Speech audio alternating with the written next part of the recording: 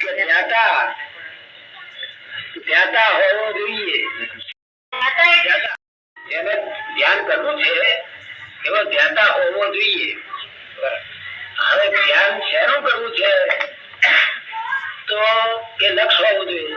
શું હોવું જોઈએ? એનું ધ્યાન કર.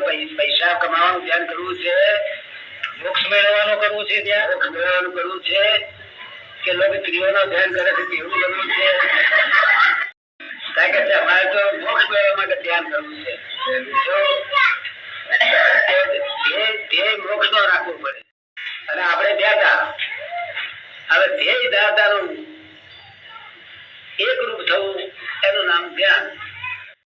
ધ્યેય જુદી વસ્તુ છે, ધ્યાતા જુદી વસ્તુ છે. પણ ધ્યાતા ને ધ્યાય એક રૂપ થઈ જાય ત્યારે ધ્યાન કહેવાય. શું કહ્યું? હવે એવા ધ્યાન આ લોકો શું કહે છે? ધ્યાન કરો, ધ્યાન કરો. ચક્કરો શાના ધ્યાન કરાવો લોકોને? એક તો બગડી ગયેલા મશીન છે, ડરી ગયેલા છે, તમે ધ્યાન કરાવડાવે. ધ્યાન તો ના, ધ્યેય નક્કી કરી આવવું પડે. કેવું કરવું પડે? ધ્યેય નક્કી. તારે ફલાણી સ્ત્રી તને ગમે છે, એને યાદ કરે અને તું ધ્યાતા થઈ જા. અને પછી ધ્યાન થઈ જાય. જેમ જેમ ધ્યાન થતું જાય સ્ત્રીનું, તેમ તેમ પુરુષ સ્ત્રી રૂપે થતો જાય. શું થાય?